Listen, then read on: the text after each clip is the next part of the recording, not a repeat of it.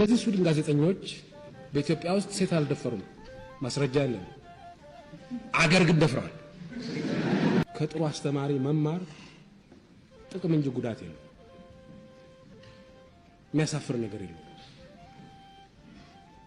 ስለዚህ ቃላት ቀያይረን ራሳችን እንደፈለሰፍ ነው ከምን መስል ይልቅ ከጥሩ አስተማሪ ወስደናል ብለን እስከነ ምስጋና ብንወስደው ይሻላል ብለን።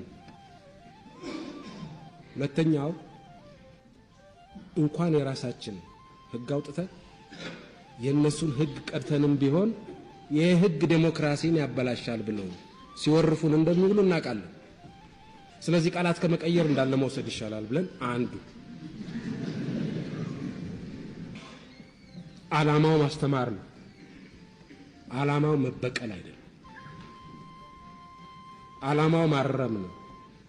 ሌባ ተይዞ ሰርቃል ተብሎ ይመረመራል። አልሰረኩም ብሎ ሲከራከር ከረመና መጨረሻ ላይ የሆነ ፈረስ የኔ ያልሆነ ፈረስ ወስጃለሁ ይላል።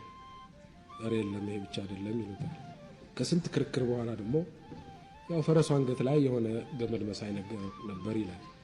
ከስንት ክርክር በኋላ ደግሞ ገመዱ ከጋሪ ጋር የተያያዘ ነበር ይላል። ከስንት ክርክር በኋላ ደግሞ ጋሪው ላይ ወርቅ ተጭኖ ነበር ይላል። አሁን እነዚህ ሰዎች በኢሜይል እና በስልክ ከአሸባሪዎች ጋር ተገናኘን የሚሉት ፈረስ ብቻ ነው የነካሁት ብሎ ከዛ ወደ ገመድ ከዛ ወደ ጋሪ ከዛ ወደ ወርቅ እንደሄደ በኢሜይል እና በስልክ ምንድን ነበር የሚያወሩት? ስለ ዝናቡ ሁኔታ ነው የሚያወሩት? ስለ ጤንነታቸው ሁኔታ ነው የሚያወሩት?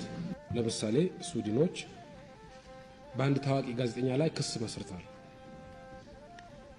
አሳንጅ የሚባለው የዊኪሊክስ ኃላፊ ክስ መስርተውበታል። የመሰረቱበት ክስ ምንድነው ቢባል ሴት ደፍሯል ተብሎ።